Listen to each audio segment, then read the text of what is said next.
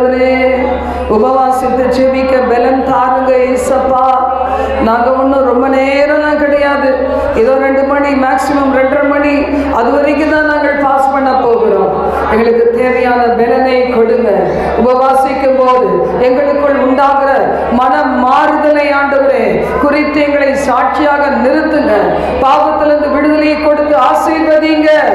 எந்தெந்த பிசாசினுடைய பாவங்கள் எங்களுக்குள்ள இருக்குதோ, விட்டுவிட முடியாம எங்க சபை தவிக்கிறோம், எங்களுக்குள்ளாக அறியாமை இருக்குதோ ஆண்டவரே, எந்த பாவ போராட்டங்கள் ஆண்டவரே இதோ தகப்பனே அப்ப ஜெபிக்க முடியாம, வேதம் வாசிக்க முடியாம வீடுகளில் இருக்கிற போராட்டங்களை சந்தித்துக் கொண்டு இருக்கிறோமோ, இந்த நாள் உபவாசித்து ஜெபிக்கும் போது கர்த்தர் விடுதலை கொடுப்பீராக. ஹல்லேலூயா.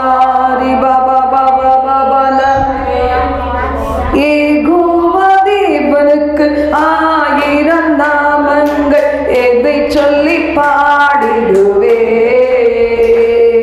என் கர்த்தாதி கர்த்தர் செய்த நன்மைகள் 1000 கரம் தட்டி பாடிடுவே. யெகோவா தேவனுக்கு 1000 நாமங்கள், எதை சொல்லி பாடிடுவே. என் கர்த்தாதி கர்த்தர் செய்த நன்மைகள் 1000 கரம் தட்டி பாடிடுவே.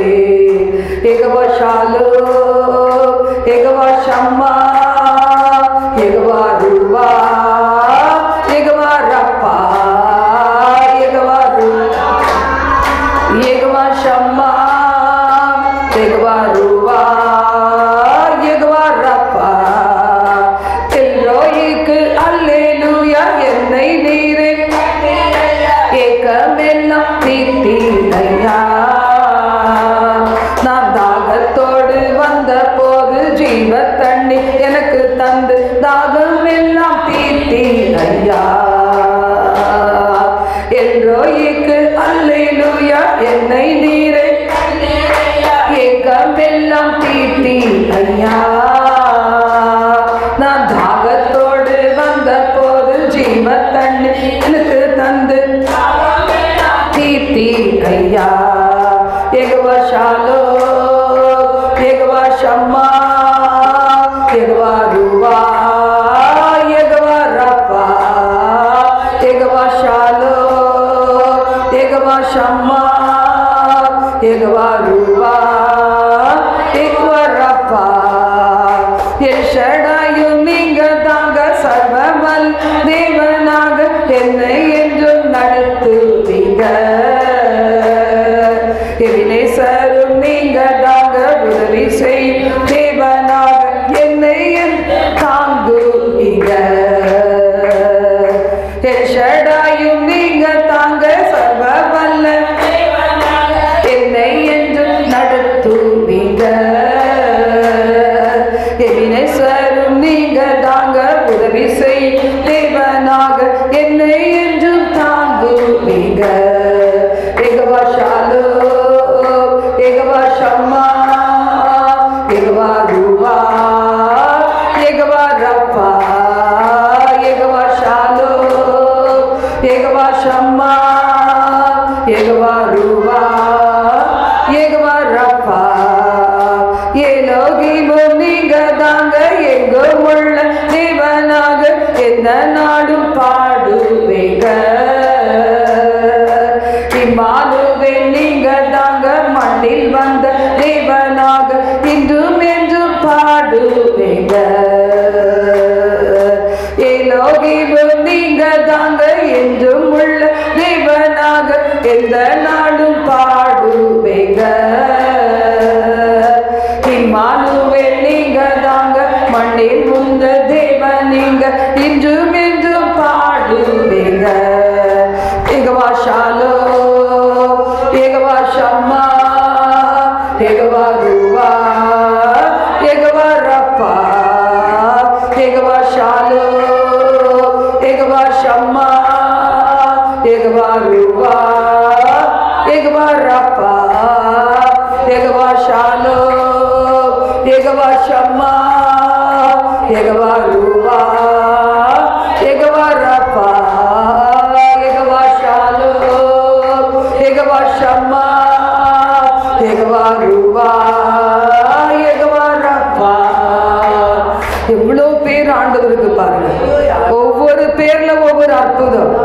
எகோவா என்கிறதுக்கு ஒரு அற்புதம். கர்த்தர், கர்த்தாதி கர்த்தர், எல்ரோய், எல்ரோயி, எல்ஷடாய், ஹல்லேலூயா, எபினேசர், எலோகிம். எவ்வளோ பேர் இந்த ஒரு சின்ன பாடல்ல ஹல்லேலூயா ரி நகரதகந்தரா ஓஷதரா கதுர பஹந்தரா ரிமா கரோத ஹந்தரா உஷல் அசலி கரோ குரிதியா. இந்த நாளை எங்களுக்கு ஆசீர்வதிங்க ஆண்டவரே. எல்லா சோர்வுகளை எடுத்து போடுங்க. ஹல்லேலூயா ரி பாபா பாபா நது வந்தரபா. சகோதரர்கள் ஒருமித்து வாசம் பண்ணுகிறது எத்தனை நன்மையும் எத்தனை இன்பமாய் இருக்கிறது என்று வேதம் சொல்லுகிறது. இன்னைக்கு அநேகர் அவரவர் சொந்த ஊருக்கு போனாலும், லிங்க்ல ஒருவேளை வந்திருந்தாலும், இன்னைக்கு நாங்கள் ஒரு சிலர் இந்த ஊர்லயே இருக்கிறோம், தேசத்திலே இருக்கிறோம், எங்கள் சபையிலே இருக்கிறோம். ஆண்டவரே, அவர்களையும் ஆசீர்வதியும். இந்த வெயிலின் உஷ்ணத்தை பாராது வருகிற இன்னும் வந்து கொண்டிருக்கிற பிள்ளைகளையும் துரிதமாய் கொண்டு வந்து ஆசீர்வதியும். ஹல்லேலூயா ரி நகரபா ஓ சம்தனமின குன்சதாரி கரோதரா. உம்மை போல நல்ல தேவன் யாரும் இல்லையே. உம்மை போல வல்ல தேவன் யாரும் இல்லையே. உம்மை போல நல்ல தேவன் யாரும் இல்லையே. உம்மை போல வல்ல தேவன் யாரும் இல்லையே.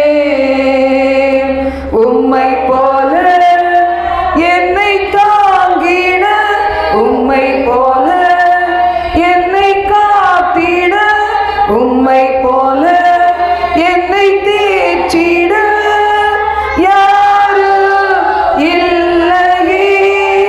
இசையா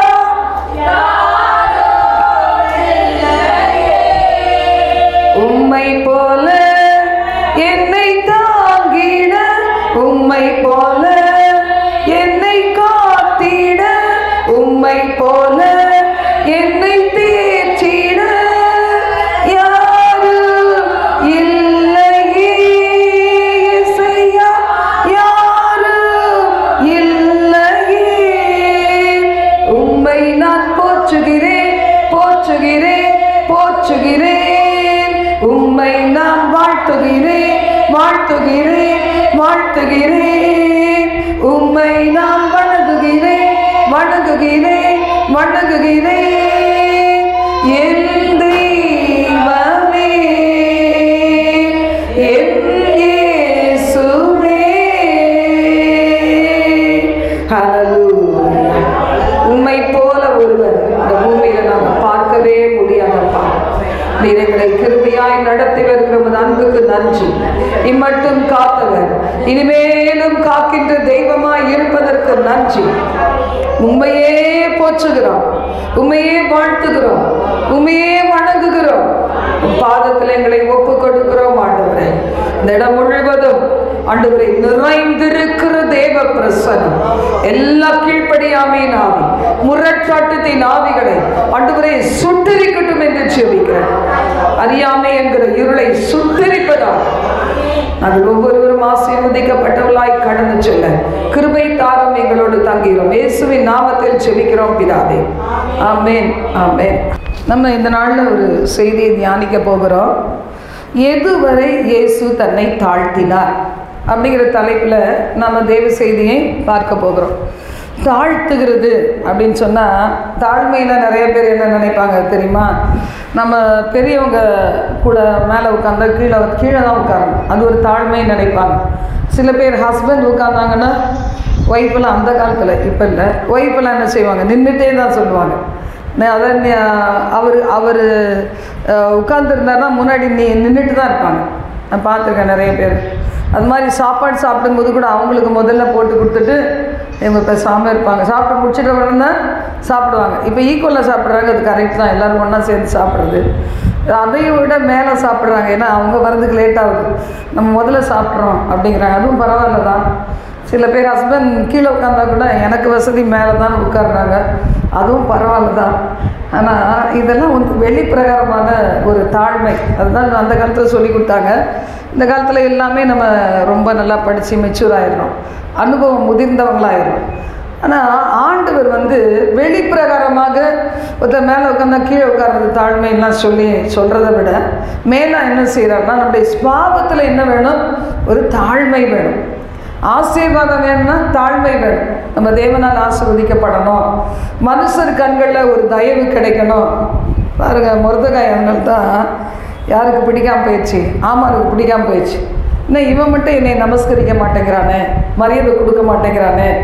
இன்றைக்கி நம்ம பிள்ளைகளெல்லாம் வேலைக்கு போகிறாங்க, என்ன தான் கடினமாக உழைச்சாலும் அந்த முதலாளிக்கு என்ன செய்யணும்? மேனேஜருக்கு, ஆஃபீஸில் ஹையர் அஃபீஷியலுக்கு அவங்க மரியாதை கொடுத்து தான் ஆகணும். அப்போது இப்படி உலக மனுஷருக்கு நம்ம மரியாதை கொடுக்குறோம், தேவாதி தேவனுக்கு நம்ம எவ்வளோ மரியாதை கொடுக்கணும் பார்த்தீங்களா? ஏசாயா 1ஆம் அதிகாரத்தில் நமக்கு ரொம்ப நல்லா தெரிஞ்ச வசனம் என்னது? மாடு தன் எஜமானையும் கழுதை தன் முன்னணையையும் அறியும். ஆனால் என் ஜனங்களுக்கு எனக்கு கனப்படுத்துறதுக்கு அவங்களுக்கு தெரிய மாட்டேங்குது, மரியாதை கொடுக்கறதுக்கு தெரிய மாட்டேங்குது. இன்றைக்கி படிக்கிறதுக்கு பைபிள் வாசிக்க யாரும் இல்லை. அதனால் நான் என்ன செய்கிறேன்? உட்கார்ந்து உங்களுக்கு பிரசங்கம் பண்ணுறேன். ஏன்னா நான் இதை புரட்டுறதுக்கு கொஞ்சம் கஷ்டம். ஆனாலும் உள்ளத்தில் தெரியும், இது வந்து ஆண்டவருடைய ஊழியம் எப்படிப்பட்டது, கனமானது, பயங்கரமானது, ஜாக்கிரதையோடு செய்யணும்னு தெரியும். இன்றைக்கி ஆண்டவர் நம்மளை பார்க்குறாரு. எத்தனையோ பேருக்கு நடக்க முடியாதவங்க அப்படிலாம் இருப்பாங்க, நிற்க முடியாதவங்க. நான் கூட சில மாதங்களாக நான் என்ன செய்ய உட்கார்ந்து தான் மெசேஜ் கொடுத்தேன். உட்கார்ந்து தான் இங்கே பக்கத்தில் யாராவது கூப்பிட்டு ப்ரே பண்ணேன். இன்றைக்கி தேவன் இவ்வளவான விடுதலையை கொடுத்துருக்கிறார். அப்போது தேவனுடைய வார்த்தை சொல்லுது, இயேசு எப்படி இருந்தார்? அவர் தன்னை தாழ்த்தினார் அப்படிங்கிறது நமக்கு நல்லா தெரியும். இப்போ இந்த தாழ்மைக்கு என்ன பலன் கிடைக்கும்? இன்றைக்கி நம்ம சொல்லுவோம், நானும் தாழ்மையாக இருந்து பார்த்துட்டேன், ஆனால் எனக்கு என்ன பெரிய பலன் கிடைச்சிது அப்படி சொல்லலாம். இப்போ வசனம் பொய்யாயிரும் பார்த்தீங்களா? நீதிமொழிகள் 22:4 சொல்கிறது, தாழ்மைக்கும் கர்த்தருக்கு பயப்படுதலுக்கும் வரும் பலன் ஐஸ்வர்யமும் மகிமையும் ஜீவனும் ஆகும். அப்போ இன்னைக்கு நம்ம தாழ்மையாய் நடக்கும்போது தெய்வ சித்தத்துக்கு ஒப்பு கொடுக்கறதே ஒரு தாழ்மை தான். சிஸ்டர், உங்களை பார்க்க முடியல, அடுத்த சேரில் உட்கார.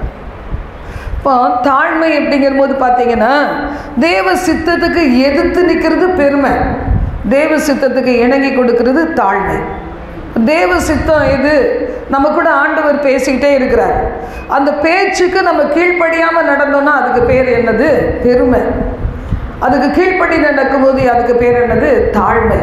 அப்போ இந்த தாழ்மையாய் நடக்கும்போது ஒரு ஆஃபீஸில் ஒரு நல்ல சம்பளம் வாங்கினா கூட ஒரு பிஸ்னஸ் பீப்புள் எப்படி நடப்பாங்க பாருங்கள், எல்லாருக்கும் பிரியமாக நடப்பாங்க.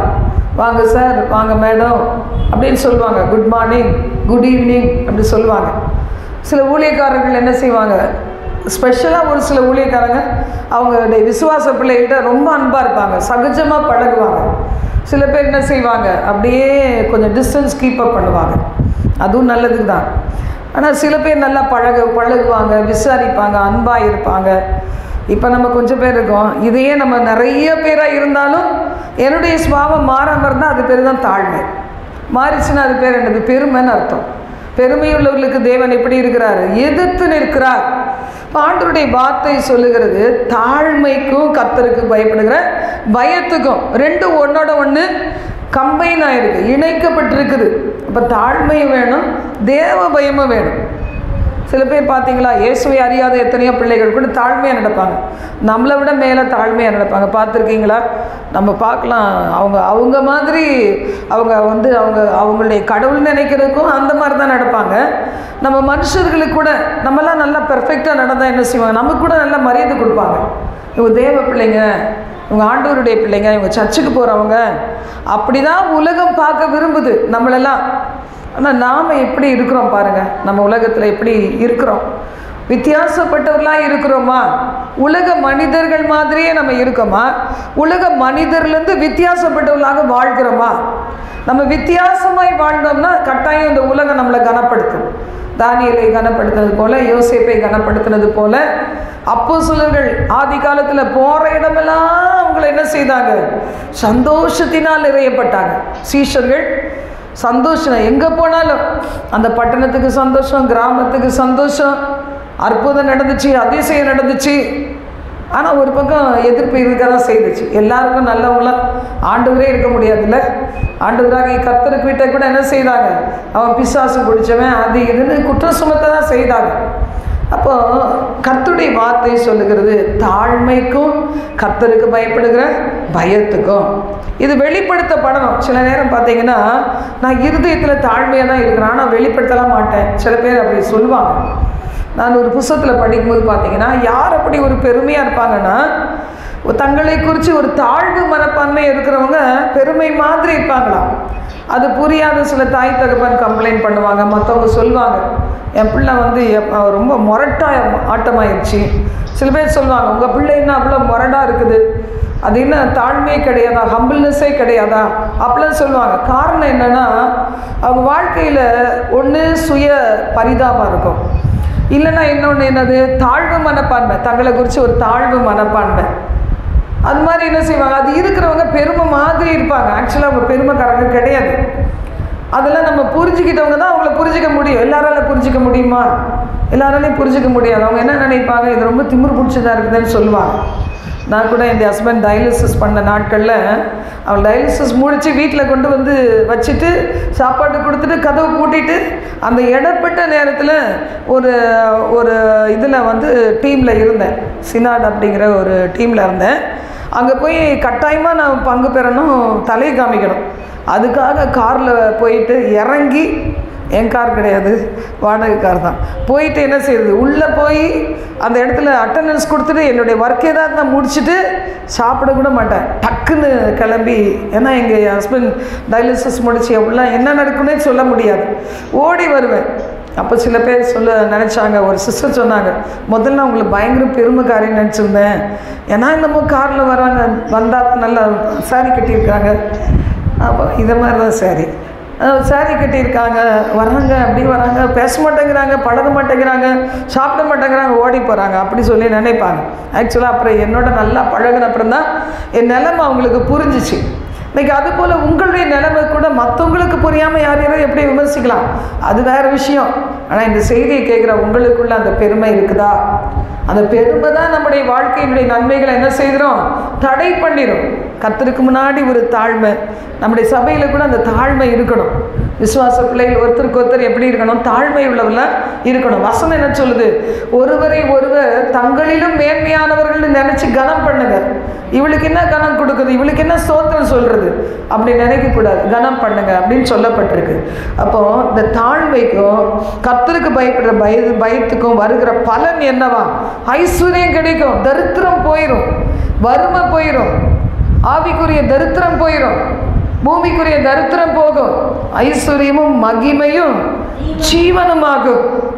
பாடுபட்டாலும் சரி, கர்த்தருக்காக பாடுபடுகிறோம், கர்த்தரோடு பாடுபடுகிறோம், ஆண்டவர் நிமித்தமாக பாடுபடுகிறோம், நீதி நிமித்தம் பாடுபடுகிறோம், ஊழியம் செய்கிறது நிமித்தம் பாடுபடுகிறோம். அவரோடு பாடுபட்டு அவரோடு நாம் மகிமை அடைவோம், மகிமையிலே பங்கு பெறுவோம்.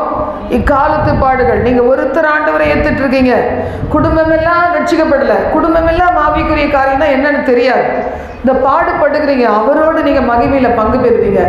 ஒரு நாள் சூழ்நிலை மாறும். நீங்கள் தொடர்ந்து தேவ பயத்தோடையும் தாழ்மையோடும் குடும்பங்களில் நடந்தால் சூழ்நிலை மாறும். அப்போ மாறும்போது உங்களுக்கு ஐஸ்வர்யம் உண்டாகும், மகிமை உண்டாகும், ஜீவன் உண்டாகும். எல்லாரும் குடும்பத்தில் உள்ளவங்க அத்தனை பேர் நித்திய ஜீவனுக்கு பாத்திரம் மாறிடுவாங்க. அப்போ தேவன் சொல்லுகிறார், இந்த தாழ்மை இருக்கணும். நிறைய பேர் சொல்லுவாங்க, என்னவோ தான் தாழ்மையாக இருக்குது சிஸ்டர், என் வாழ்க்கையில் ஆரம்ப நாள்லேருந்து இன்றைக்கு வரைக்கும் தாழ்மை தான், தாழ்மையை தான் நான் இருக்கிறேன். யாரும் என்னை வந்து ஒரு பொருட்டாகவே யாரும் மதிக்க மாட்டேங்கிறாங்க. சில பேர் ஒரு பொருட்டாக மதிக்கவே மாட்டாங்க. தாவீதை போல், தாவீதன் செஞ்ச ஆடு மேய்ச்சிட்டு இருந்தான். வீட்டில் ஒரு ஃபங்க்ஷனு, பெரிய ஊழியக்காரர் வர்றாரு, தீர்க்கதரிசி அபிஷேகம் பண்ண போகிறாரு. ஆனால் அவனை யாருமே நினைக்கவே இல்லை, இவன் என்ன ஆடு மேய்க்கிறவன், இவனை என்னத்துக்கு அவனை கூப்பிடவே இல்லை. அவங்க அப்பா கூட வந்து அந்த பிள்ளையை கூப்பிடணுன்னே தோணவே இல்லை. அது மாதிரி அநேக நேரம் நம்ம கூட எல்லாராலையும் மறக்கப்படுவோம். அப்படிதான் சிலர் இன்விடேஷன் வைக்கும்போது கூட யோசிப்பாங்க, இது ஏதாவது கொடுக்குமா கொடுக்காதா, இது வந்தால் நமக்கு மதிப்பு இல்லையா. ஆரம்ப நாள்லலாம் எங்கள் சொந்தக்காரங்க ஒருத்தவங்க சொல்லுவாங்க, நீங்கள் 2 பேரும் வந்தீங்கன்னா காரில் வந்து ஜம்முன்னு இறங்குங்க, பைக்லலாம் வந்துடாதீங்க, ஒட்டிக்கிட்டு வந்துடாத, எதில் வரணும் காரில் வந்து கெத்தாக இறங்கணும். பாருங்க இப்படிலாம் இருக்குது. அப்போ ஆண்டவர் பாருங்களேன், ஒரு வேளை இன்றைக்கி இப்படிலாம் சொல்லப்படுறதுக்கு இல்லாதனால உலகத்தால் மறக்கப்பட்டிருக்கலாம். சில பேர் அம்மா அப்பாவை மறந்துடுவாங்க, பிள்ளைகளை மட்டும்தான் ஞாபகம் வச்சுருப்பாங்க. ஏன்னா பிள்ளைகள் நல்ல பொசிஷனில் இருப்பாங்க, அவங்கள நினைப்பாங்க, அவங்களுக்கு அன்பு செலுத்துவாங்க. ஆனால் பெரியவங்களுக்கு என்ன இருக்காது, அந்த ஈடுபாடே இருக்காது. அதெல்லாம் ஒரு விதம். ஆனால் நமக்கு தேவன் சொல்கிறார், தாழ்மை உள்ளவர்களாக இருங்க, நீங்கள் ஐஸ்வர்யவானாக இருப்பீங்க, ஐஸ்வர்யம் உங்களுக்கு கிடைக்கும். ஐஸ்வர்யானா ஆண்டவரை மறக்கிற அளவுக்கு சொல்லலை, தேவைகள் எல்லாம் தேவன் தருவார். ஆண்டவர் நமக்கு கொடுக்கிற தேவன். அப்போ இந்த இதில் நம்ம வாசிக்கும்போது பிலிப்பியர் 2ஆம் அதிகாரத்தில் வாசிக்கிறோம், கிறிஸ்து இயேசுவில் இருந்த சிந்தையே உங்களிலும் இருக்க கடவது. அவர் தேவனுடைய ரூபமாய் இருந்தும் தேவனுக்கு சமமாய் இருப்பதை கொள்ளையாடின பொருளாக எண்ணாமல். ஜாய்ஸ் மேயர் சொல்லுவாங்க, நான் என்னதான் பெரிய ஊழியக்காரியாக இருந்தாலும், இங்கே 1000 பேர் 10,000 பேர் உட்கார்ந்துருந்தாலும், என் வீட்டுக்கு போனால் எங்கள் ஹஸ்பண்ட்க்கு யார், நான் வந்து ஒய்ஃபு, என் பிள்ளைகளுக்கு யார், நான் அம்மா, அவங்க பேர பிள்ளைகளுக்கு அவங்க ஒரு கிராண்ட் மதர், பாட்டி, அப்படி தானே இருக்குது. அப்போ என்ன தான் இருந்தாலும் இப்படி தான் இயேசு பாருங்களேன் தன்னை தாழ்த்தினார். பிதாவுக்கு சமமான மகிமையோட உலகத்துக்கு வந்தார். 100க்கு 100% தேவகுமாரன் தான் அவர். ஆனால் எப்படி இருந்தார், தாழ்மை தரித்தார். தாழ்மை, அவர் பிறப்பிலிருந்து கடைசி வரைக்கும் தாழ்மையுள்ளவராகவே வாழ்ந்து முடித்தார். சிலருக்கு அழைப்பு அப்படி இருக்கும். எனக்கு ஆரம்பத்திலே தேவன் கொடுத்த அழைப்பு இதுதான், இது எடுத்து வாசி, உனக்கு அழைப்பு இதுதான். இன்னைக்கு வரைக்கும் அப்படி நடத்துகிறார். நான் வேறு மாதிரி மாற முடியுமா, ஒரு காக்கா வந்து புறா மாதிரி மாற முடியுமா, அது மாதிரி நான் இப்படி தான், என் அழைப்பு இப்படி தான், நான் இப்படி தான் இருக்க முடியும், என்னை நானே வேறு மாதிரி மாற்றிக்க முடியாது. அந்த வேஷம்லாம் ரொம்ப நாள் நிலைக்காது. ஒருவேளை இந்த செய்தியை கேட்குற உங்களுக்கு கூட நீங்கள் அப்படி இருக்கலாம். ஆனால் ஆண்டவருடைய அழைப்பு அப்படின்னா சந்தோஷமாக ஒப்பு கொடுக்கணும். எவ்வளோ நாளைக்கு முரட்டாட்டை பிடிச்சிட்டு நானும் மற்றவங்கள மாதிரி இருக்கேன் சொல்ல போகிறீங்க, நடக்காது, கதையே நடக்காது. இப்படி தான் தெரிந்து கொண்டார்னா அப்படி தான் வாழ்ந்து முடிக்கணும். இப்போ தேவன் நல்லவர், நம்ம சந்ததியை நல்லா வைப்பார். நம்மளுக்கு இப்படி தான், காலிங்க இப்படி தான், தெரிந்து கொள்வதில் இப்படி தான். ஆனால் நம்முடைய சந்ததியை தேவன் வேறு விதமாக ஆசீர்வதிப்பார். நான் உயிர் வாழ்கிற வரைக்கும் இப்படியே இருந்துட்டு போகிறேன், நம்முடைய சந்ததியை தேவன் மறக்கவே மாட்டார். கர்த்தர் நல்லவர்.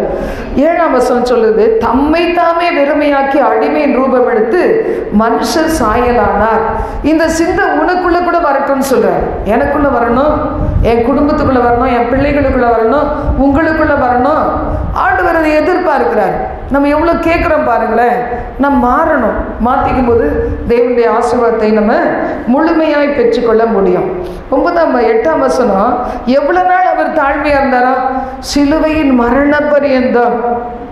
அதனால பார்க்கிறார் பிதா, எல்லா நாமத்திற்கும் மேலான நாமத்தை அவர் கொடுக்கிறார்.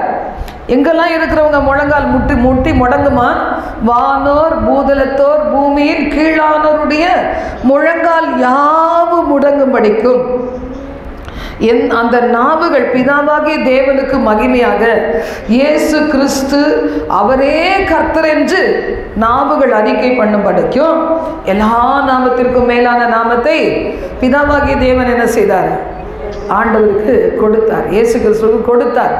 இன்னைக்கு நம்ம வாழ்க்கையில் கூட பாருங்கள், இந்த சிந்தை இருக்கணும். இந்த சிந்தை இருந்தால் உங்களுடைய வீட்டுக்காரர் உங்களை மதிக்காட்டாலும், இது பெண்கள் ஊழியமாக இருக்கிறதுனால சொல்கிறேன், எப்போவுமே நம்ம ஊழியம் பெண்கள் ஊழியம்தான். வாலி பையன்க வருவாங்க, மற்றபடி சகோதரர்கள்ட்ட ரொம்ப பழக தெரியாது. அதனால் நம்ம ஊழியம் இப்போ பெண்கள் ஊழியமாக தான் இருக்குது. ஆரம்ப நாளில் ஏதாவது பிரதர்ஸ் வந்தால் சொல்லுவேன், நீங்கள் வேறு சபைக்கு போங்க, இந்த இடத்துக்கு வராதீங்கன்னு சொல்லி அனுப்பி இப்போவும் பெண்கள் ஊழியமாக தான் இருக்குது. ஒரு சில சகோதரர் தான் வராங்க, அந்த அளவுக்கு தெரியாது. இப்போ இதில் வசனம் என்ன சொல்லுகிறது, ஒருவேளை உங்கள் வாழ்க்கையில் ஆண்டவர் இப்படி தான் வச்சுட்டார், எவ்வளோ நாளைக்கு நான் அப்படி தான் உன் வாழ்க்கையை, இதுதான் என்னுடைய தெரிந்துக்க, உன்னை குறித்து நான் நினச்சிருக்கிறது இப்படி தான், உன்னை தாழ்த்து, அதுக்கு என்ன பலன் உண்டாகும் நான் சொல்லிட்டேன், அதே மாதிரி நீ வாழ்ந்துட்டு போயேன், பரலோகத்துக்கு வரும்போது எப்படி இருப்போம், நாம் நிறைய ஆசீர்வாதங்களை அங்கே பார்ப்போம். சில பேர் இங்கேயே நீ இல்லைன்னா நான் இல்லை, நான் இல்லைன்னா நீ இல்லைன்னு வாழ்வாங்க, அங்கேயும் முடிச்சு போயிடும். ஆனால் பரலோகத்தில் யார் மேன்மையாக இருப்பாங்கன்னா, இந்த உலகத்தில் என்ன நசுக்கப்பட்டாலும், நெருக்கப்பட்டாலும், மறக்கப்பட்டாலும், அவமதிக்கப்பட்டாலும், கடைசி வரைக்கும் குட்ட குனிய வேண்டிய நிலைமையே இருந்தாலும் பரலோகத்தில் அப்படிப்பட்டவர்களுக்கு மிகுந்த பலன் உண்டு. இன்னைக்கு கண்ணீர் வடிக்கிற நம்ம பிள்ளைகளை சபிக்காமல் இருந்தால் நம்முடைய பிள்ளைகளுக்கு அதனுடைய பலன் மிகுதியாய் உண்டு. இந்த பூமியில் ஒரு சந்ததி கர்த்தரை சேவிக்கும், தலைமுறையாய் அது ஆண்டவரின் சந்ததி என்னப்படும். அப்போ அப்படிப்பட்ட ஒரு விலையேற பெற்ற பாக்கியம் தேவன் நம்முடைய பிள்ளைகளுக்கு கொடுப்பார். நம்ம பிள்ளைகளுக்கு தகுதியாக இருக்கும்போது தகுதிப்படணும். பிள்ளைகளும் ஏனதானு இருந்தால் என்ன செய்ய முடியும்? அவங்களையும் சுழிச்சு பிடிச்சி அப்புறம் அவங்களை கொண்டு வருவார், அந்த திட்டத்துக்கு கொண்டு வருவார். அப்படி இருக்கக்கூடாது. அது ஒரு கர்ஸ், அது சாபம் மாதிரி, ஒரு பாண்டேஜ் மாதிரி. ஒருத்தருக்கு ஒருத்தர் அன்பாகவும் சமாதானமும் சந்தோஷமாகவும் ஒருத்தர் கனப்படுத்தி ஒருத்தருடைய அழைப்பையும் தெரிந்து கொள்ளுதலையும் ஒருத்தருடைய முன்னேற்றத்துக்காக இன்னொருத்தர் சப்போர்ட் பண்ணும்போது அந்த குடும்பம்லாம் எப்படி இருக்கும்? ஒரு குட்டி பரலோகமாக இருக்கும். நிறைய பேருக்கு அந்த பாக்கியம் இருப்பதில்லை. இருந்தாலும் கர்த்தர் நம்மக்கிட்ட கேட்குறது என்ன? நீ என்னை போல தாழ்மை உள்ள சிந்தையோட நீ இரு, உன்னை நான் உயர்த்துகிற ஒரு நாள் ஒன்று உண்டு. நம்ம பாருங்க, போவாஸ் வயல் நிலத்துக்கு போன ரூத் எப்படி போனாங்க? வேலைக்காரங்கள தான் போனாங்க. பொழைப்புக்கு சாப்பாடு இல்லை, அந்த சாப்பாட்டுக்கு வழியிலேன்னு போனாங்க. எவ்வளோ பெரிய உயர்வை தேவன் வச்சுருந்தார். அவங்க மாமிக்கிட்ட என்ன செய்யலை? சண்டை போடலை. என்ன இருக்குது உன் சொந்த ஊரில்? ஒன்றுமே இல்லை, என்னை எதுக்கு கூட்டிகிட்டு வந்தேன்னு சொல்லவே இல்லை. அவர் நம்பி அந்த போவாசுடைய வயலத்துக்கு போகும்போது தேவன் அவளை மகிமையாய் ஆசீர்வதித்து உயர்த்தினார். ஹல்லேலூயா, ஹல்லேலூயா. இன்னைக்கு நம்ம எந்த அளவுக்கு நொறுக்கப்படுகிறோமோ, நெருக்கங்கள் நடுவில் இருக்கிறோமோ, இந்த நெருக்கத்துக்கு நடுவில் என் குடும்பமாவது என்னை புரிஞ்சிக்காதா? கை கொடுக்க மாட்டாங்களா? தோள் கொடுக்க மாட்டாங்களா? கொஞ்சம் அட்ஜஸ்ட் பண்ணி வந்தா, கொஞ்சம் இறங்கி வந்தா இன்னைக்கு எவ்வளோ பெரிய உயர்வு இருக்கு நீங்கள் நினைக்கலாம். ஆனால் போதனை பண்ண முடியாது. என்ன செய்ய? குடும்பங்களில் போதிக்கிறத விட நம்ம வாழ்க்கை அவங்களுக்கு வெளிப்படுத்துகிற காரியத்தில் தான் அவங்க என்ன செய்ய முடியும்? மாற முடியும். ஆனால் பிள்ளைகளுக்கு போதிக்கணும். ஒருவேளை உங்கள் ஹஸ்பண்ட் உங்களை வார்த்தையை கேட்காம இருக்கலாம், அதுக்காக பிள்ளைகளுக்கும் நம்ம தூரமாக இருக்கக்கூடாது. அந்த மிஸ்டேக் பண்ணிடவே கூடாது. அந்த பிள்ளைகளுக்கு நம்ம என்ன செய்யணும்? நம்ம போதிக்க வேண்டிய காரியங்களை போதிக்கணும். ஆண்டவர் அப்ரஹாம் மேலே அந்த நம்பிக்கை வச்சுருந்தார், நம்ம மேலேயும் அதே நம்பிக்கை வச்சுருக்கிறார். நம்ம முடிச்சு ரசிக்கிறோம். ஏசாயா 50:6-11 இதில் நம்ம வாசிக்கும் போது ஆண்டவராக இயேசு எப்படி இருந்தாரா? அடிக்கிறவர்களுக்கு என் முதுகையும் தாடை மயிரை பிடுகிறவர்களுக்கு என் தாடைகளையும் ஒப்பு கொடுத்தேன், அவமானத்துக்கும் உமிழ்நீருக்கும் என் முகத்தை என்ன செய்யல? மறைக்கவில்லை. சில நேரம் நமக்கு அவமானத்துக்கு உமிழ்நீர், சில பேர் காதி துப்புற மாதிரி ஒரு காரியம் பண்ணிட்டாங்களே, நம்ம மனசு வலிக்கும். ஐயோ, நம்மளை 4 பேர் முன்னாடி கேவலப்படுத்திட்டாங்களே, அவமானப்படுத்திட்டாங்களே. நம்ம எந்தெந்த காரியங்களை அவமானப்படுறோமோ ஒரு காலம் வரும்போது ஒரு நாள் நாமோ நம்முடைய குடும்பம் அவமானமே பட மாட்டோம். ஆண்டவர் தான் நம்முடைய தேவன். இதில் வாசிக்கிறோம், என் முகத்தை மறைக்கவில்லை, கர்த்தராகிய ஆண்டவர் எனக்கு துணை செய்கிறார், நான் வெட்கப்பட மாட்டேன், அதனால் என் முகத்தை கற்பாரை போல் ஆக்கினேன். சில நேரத்தில் நம்ம நடப்போம் பாருங்கள், நம்ம பிள்ளைகளோட அதுங்க வாக்கிங் போகணும்னு நடப்பாங்க. நம்மளுக்கு என்ன கொஞ்சம் தூரம் தான் நடக்க முடியாது, கால் வலிக்க ஆரம்பிச்சிருது அப்படின்னு நினைப்போம். அப்போ கேட்போம், பார்த்தீங்களா இன்னும் எவ்வளோ தூரம் நடக்கணும்? கொஞ்சம் தூரம் தான் அப்படி தானே சொல்லுவாங்க. குடும்பத்தில் பிள்ளைகள் கொஞ்சம் தூரம் தான். நம்மளை எங்கே இருக்குது? அதை பாரு, சிவப்பு கலர் போர்டு வருது, அங்கே தான். நம்மளும் அந்த சிவப்பு கலர் போர்டை பார்த்துட்டே போவோம். அங்கே வந்தோடனே இன்னும் கொஞ்சம் தூரம் தான்.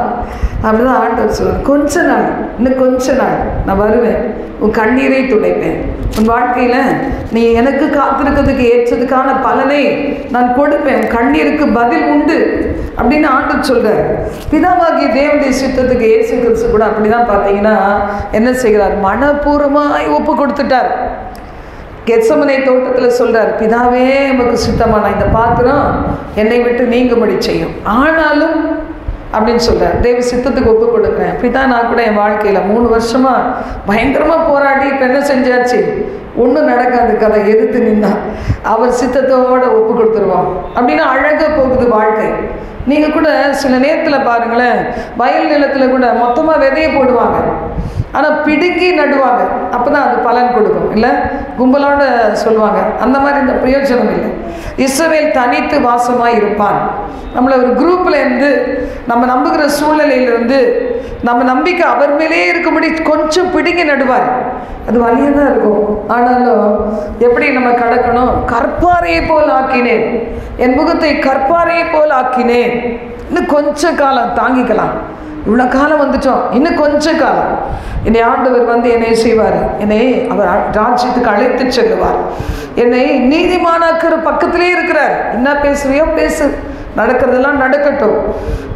யார் எனக்கு எதிராளி? வாங்க, ஆண்டவர் பார்த்துக்குவார். என் பக்கம் இயேசு இருக்கிறார், என் பக்கம் சேனைகளின் தேவன் இருக்கிறார், சேனைகளின் கர்த்தர் இருக்கிறார். வசனம் சொல்லுகிறது, இப்படி சவால் விடுகிற வாழ்க்கை தேவ பிள்ளைகள் வாழ்க்கை இருக்கணும். பெருமை இல்லை, அதுக்கு பேர் போதான் வேணும். இந்த பாதை தான் சரி, அதையும் பார்த்துருவோமே. இல்லை இன்னைக்கு எவ்வளோ மிரட்டுகிற நியூஸ்லாம் வருது, அதையும் பார்த்துருவோமே. ஆண்டவர் துணையோடு நம்மளும் கடந்து வந்துக்கிட்டே தான் இருக்கிறோம். அப்போ கர்த்தர் நல்லவர். வசனம் சொல்லுகிறது, எல்லாம் யார் எதிர்த்து வந்தாலும் அவங்க தான் அழிய போகிறாங்க. ஏன்னா என்னோட ஆண்டவர் இருக்கிறார், அவர் மறைவில் நான் இருக்கிறேன், அக்கினியாக இருக்கிறேன், அக்கினி மதிலாக இருந்து அவர் காத்து கொண்டு இருக்கிறார், மகிமையானவர்கள் மேலே எல்லாம் காவல் இருக்கிறது அப்படின்னு சொல்லி அடுத்தது 10ஆம் வசனம் சொல்றது, உங்களில் எவன் கர்த்தருக்கு பயந்து அவருடைய தாசனின் சொல்லை கேட்டு தனக்கு வெளிச்சம் இல்லாததினால் இருட்டிலே நடக்கிறானோ அவன் கர்த்தருடைய நாமத்தை நம்பி தன் தேவனை சார்ந்து கொள்ள கடவன். ஆண்டவருக்கு சார்ந்து கொண்டனா ரொம்ப பிடிக்கும். நம்முடைய பிள்ளைகள் கூட பார்த்தீங்க, குட்டி பிள்ளைகள்லாம் நல்லா ஈஸியாக அம்மா அப்பாவை ஏமாத்திடும். என்ன செய்யும்? அப்படியே வந்து மடியில் படுத்துக்கும், அப்படியே கொஞ்சம் மடுக்கை மடியில் வந்து படுத்துக்கும், அப்படியே கட்டி பிடிச்சிக்கும். அப்போ அது அன்பை வெளிப்படுத்தும். என் பேத்தி கூட பார்த்தீங்கன்னா எனக்கெல்லாம் இப்படி ஹக் பண்ணலாம் தெரியாது. அதெல்லாம் நம்ம இங்கே வளர்ந்தவங்க எப்படி இருப்போம், அது ஃபாரின் ஸ்டைலில் வரும். அது வந்துச்சுன்னா அணைச்சிக்கும். அது மட்டும் எனக்கு தெரியும். எனக்கு குட்டி பிள்ளையை அணைக்கிறது எல்லாருக்கும் தெரியும், மற்ற உறவுகளெல்லாம் நமக்கு தெரியாது. அதனால் அந்த பிள்ளையுடைய அதை வந்து அன்பை வெளிப்படுத்துறதுக்கு அவங்க தெரிஞ்சுக்கிட்ட விதம் அது மாதிரி நம்ம ஆண்டவர் அப்படியே கட்டி பிடிச்சிக்கணும். அவர் அதான் விரும்புகிறார். இந்த உலகத்தில் நான் ஒன்றும் இல்லை ஆண்டவரே, யாருமே உண்மை இல்லை, எல்லாம் போலி, நீங்கள் ஒருத்தர் தான் உண்மை. அப்படியே ஒரு பாதத்தை கட்டி பிடிச்சு அவருடைய நேச மார்பில் சாய்ந்து அவர் தோள் மேலே உட்கார வச்சார். அதே சுகமாக அனுபவிச்சு பாதை இவ்வளோ தான் கடினமாக இருந்தாலும் நம்ம கடந்து போனோம்னு வச்சுக்கோங்களேன். தேவன் நம்மளுக்கு சொல்கிறார், நீ இந்த தாழ்மையோட இந்த உலகத்தில் சண்டை போடலை, உன் உரிமைக்கு சண்டை போடலைல்ல, அந்த பிள்ளை உயிரோட இருந்தால் போதும், அது என்கிட்ட இருந்தால் என்ன, அவகிட்ட இருந்தால் என்ன, அங்கேயே இருக்கட்டும் அப்படின்னு சொல்லி விட்டு கொடுத்து வாழ்கிறல்ல, என்னையே சார்ந்து இருக்கிறல்ல, என்னையே நம்பி இருக்கிறல்ல, நான் உன்னை ஆசீர்வதிப்பேன்னு சொல்கிறார். நம்ம ஆண்டுக்கு ஒப்பு கொடுப்போமா? எங்கள் தகப்பனே, இந்த செய்தியை கேட்டு தமது பிள்ளைகள் ஒவ்வொருவரையும் ஆசீர்வதிப்பீராக. எவ்வளோ காலம் ஆண்டவரே, எவ்வளோ காலம் இந்த பாடு, எவ்வளோ காலம் தாழ்மை, எவ்வளோ காலம் வாய் திறக்க முடியாத நிலைமை என்றெல்லாம் உடைய பிள்ளைகள் கலங்கி கொண்டு இருக்கலாம். மனம் இறங்குவீராக. முதிர் வயதிலே பலவீனத்தினால தள்ளப்பட்ட பிள்ளைகள் கூட நினைச்சிருக்கலாம், சொல்ல முடியாது, இன்னும் எவ்வளோ காலம் ஆண்டவரே, எவ்வளோ காலம். ஆண்டவர் சொல்றார், ஏற்ற காலத்திலே சகாயம் செய்வேன், லீலி புஷ்பமாகி உன்னை நான் கொய்து கொள்ளுவேன், என் ராஜ்யத்திலே நான் என்னோடு வைத்து உன்னை சந்தோஷப்படுத்துவேன், உன் முகத்திலிருந்து வழிகிற கண்ணீரை நிரந்தரமாக துடைக்கும் ஒரு நாள் உண்டு, அது வரைக்கும் கூட என்னை சார்ந்து கொள், என்னையே சார்ந்து கொள், உரிமைக்கு போராடாத, என்னை சார்ந்து கொள், உனக்காக நான் வழக்காடுவேன், உனக்காக நான் பரிந்து பேசுவேன், உன் மனசுல நீ வாஞ்சிக்கிறவைகளை நான் உனக்காக செய்து முடிப்பேன், உன் கண்ணீரின் துளிகள் அதற்கு பதில் தருவேன், உன் இருதயத்தில் இருக்கிற வலிகளுக்கு நான் பதில் தருவேன், உன் வாஞ்சிகள் விருப்பங்கள். ஒருவேளை இப்போ இருக்க சந்ததிலாம் ஒருவேளை அது ஏற்றுக்கொள்ளாமல் இருக்கலாம், ஆனால் நான் அறிஞ்சிருக்கிறேன்ல, உன் விருப்பத்தை நான் நிறைவேற்றுவேன் ஆண்டவர் சொல்கிறாரு. நீங்கள் சொல்கிறீங்களேப்பா, அதற்காக நன்றி செலுத்துகிறோம் ஆண்டவரே. நீ என்னால் மறக்கப்படுவதில்லை அப்படின்னு சொன்னீங்களே.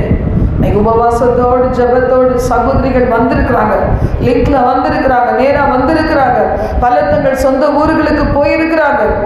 அவர்களிலும் சிலர் இந்த ஆண்டவரே இந்த ஆராதனையில் பங்கு பெற்றிருக்கிறாங்க. ஆண்டவரே, கிறிஸ்துவின் சிந்தையை நாங்கள் தரித்து கொண்டு எங்கள் குடும்பங்களிலே சாட்சியாக இருக்க உதவி செய்வீராக. தேசங்களிலே உலக நாடுகளிலே சாட்சியாக இருக்க உதவி செய்வீராக. உம்மில சார்ந்து கொண்டார் நீர் எங்களை அணைத்துக் கொள்ளுவீர். அந்த இன்பத்தில் நாங்கள் எப்போதும் வாழ்ந்து சுகித்திருக்க கிருபை தருவீராக, ஆசீர்வதிப்பீராக. ஆண்டவர் எந்த பாதை நீர் நடத்தினாலும் அதை சவாலாக ஏற்றுக்கொண்டு துணையோடு அந்த பாதைகளை வெற்றியோடு கடக்க கிருபை தாரும், ஆசீர்வதியும், காத்துக்கொள்ளும். இயேசுவின் நாமத்தில் ஜெபிக்கிறோம் பிதாவே. ஆமென், ஆமென்.